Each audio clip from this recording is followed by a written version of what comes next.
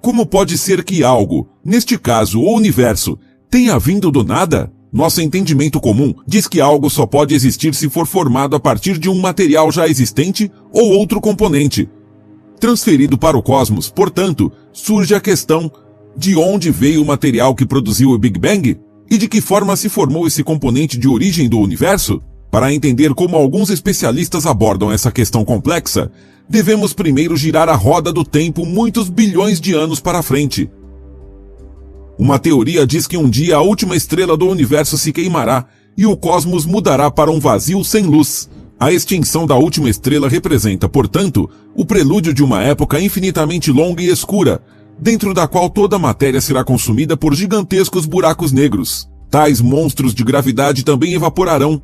Ao mesmo tempo, o espaço continuará a se expandir antes que a atividade no cosmos pare totalmente. Ou não? De fato, alguns pesquisadores estão convencidos de que esse universo vazio, escuro e frio que surgirá em um futuro distante foi o pilar do nosso Big Bang. Se quisermos explicar as raízes da matéria estável a partir de moléculas ou átomos, surge a complicação de que tal matéria não existia nem durante o Big Bang, nem milênios a seguir. É fato que especialistas hoje podem entender como os primeiros átomos emergiram de partículas mais simples, uma vez que as condições apropriadas estavam presentes para manter a matéria complexa estável. Cientistas também podem responder à questão de como mais tarde esses átomos se fundiram nas estrelas para formar elementos mais pesados. No entanto, tais modelos não explicam como algo pôde surgir do nada. É aconselhável, então, pensar ainda mais na roda do tempo. Prótons e nêutrons, que juntos formam o núcleo de um átomo, representaram as primeiras partículas de matéria de vida longa no cosmos. Foram formados cerca de 1/10 de milésimo de segundo após o Big Bang. Portanto, não importa o verdadeiro sentido da definição existir antes. Felizmente, a física nos permite traçar esse período de tempo ainda mais longe, aos processos que ocorreram antes da formação da matéria estável. Essa era é chamada de Grande Época Unificada. Aqui adentramos o mundo da física especulativa. Dentro de seus experimentos, cientistas simplesmente não conseguem gerar energia suficiente para recriar autenticamente os processos da época. Uma tese difundida baseia-se no fato de que o mundo físico da época consistia em uma mistura de partículas elementares de vida curta, o que também incluiu quarks, ou seja, os elementos constitutivos de prótons e nêutrons. A relação de matéria e antimatéria poderia estar em um equilíbrio meticuloso.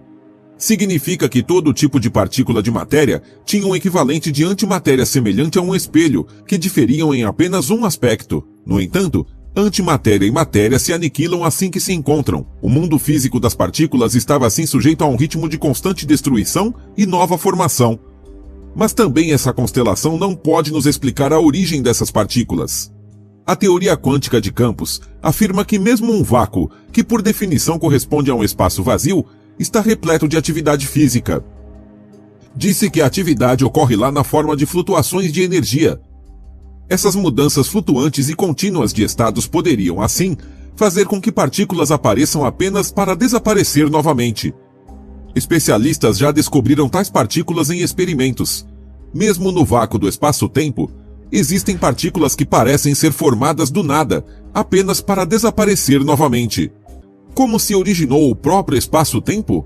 Para chegar ao fundo deste mistério cósmico, devemos ir para a chamada Era Planck. Essa época descreve a primeira fase no desenvolvimento do universo após o Big Bang. De acordo com a opinião unânime de especialistas, apenas uma força fundamental existia na época, que é chamada apropriadamente de força primordial. Na prática, significava gravidade, eletromagnetismo, interação forte e interação fraca, que eram indistinguíveis umas das outras na época. Mas nossas teorias atuais não conseguem decifrar a física da Era Planck de forma compreensível. Para entender totalmente a Era Planck, precisaríamos de uma teoria da gravidade quântica que combinasse a mecânica quântica com a relatividade geral. Embora não existam modelos perfeitos a esse respeito, existem abordagens promissoras, como a teoria das cordas ou a gravidade quântica em loop. Dentro desses modelos, espaço e tempo são considerados emergentes. O termo emergência geralmente descreve a possibilidade de formação de novas propriedades ou estruturas de um sistema, como resultado da interação de seus elementos. O que percebemos como espaço e tempo em nossa realidade seria o resultado de processos quânticos complexos que ocorrem em um nível não tangível para nós. Como nosso entendimento convencional atinge seus limites na era Planck, não podemos confiar em nossa ideia comum de causa e efeito lá. Apesar disso, todas as teses plausíveis da gravidade quântica descrevem algo físico que aconteceu na época então primordial do universo, uma espécie de precursor do espaço e do tempo comuns. Mas também aqui surge a dúvida: de onde veio esse algo físico? A resposta sensata é que simplesmente não sabemos no momento. O certo, porém, é que até agora, nenhum caso confirmado no mundo da física pôde comprovar que algo surgiu do nada. Vamos mais fundo na teoria empolgante que citamos no início.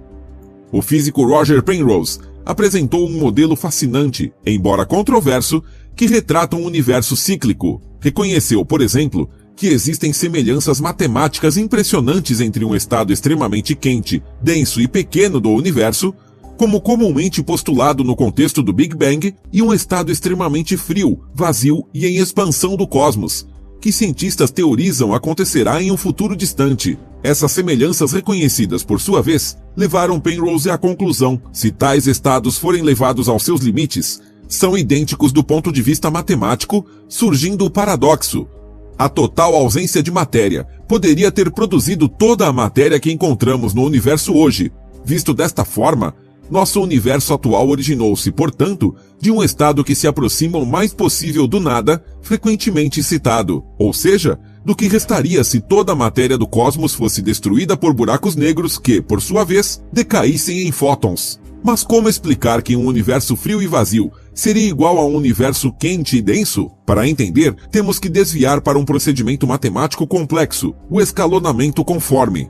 De forma simples, uma transformação geométrica que altera o tamanho de um objeto, mas deixa sua forma intacta. Os modelos de Penrose mostram como os dois estados do universo podem ser relacionados para que as formas de seus espaços-tempos coincidam. A ideia de que dois objetos são idênticos, embora tenham tamanhos diferentes, parece difícil de entender. No entanto, Penrose afirma a esse respeito que o tamanho não desempenha um papel primordial em condições físicas tão extremas. O mesmo vale para o tempo. O frio e o estado quente e denso do universo estão em linhas de tempo diferentes. Enquanto o estado frio e vazio parece ao observador como se fosse durar eternamente, o estado quente e denso que saiu dele habita sua própria linha do tempo. Mesmo que a conjectura de Penrose um dia se confirme, ainda há algumas questões profundas a serem respondidas. Como se formou o sistema de ciclos descrito pelo físico? De onde vem a própria realidade física? Por que algo existe afinal? Não há dúvida de que tais questões são altamente complexas e podem nunca ser respondidas. Mas é exatamente isso que as torna tão emocionantes. Agora é com você. O que você acha da nossa contribuição de hoje e da teoria do físico Roger Penrose? Já estamos ansiosos por seus comentários. Fique à vontade para dar uma olhada nos outros vídeos empolgantes de nosso canal. Obrigado pela audiência. Cuide-se e até a próxima!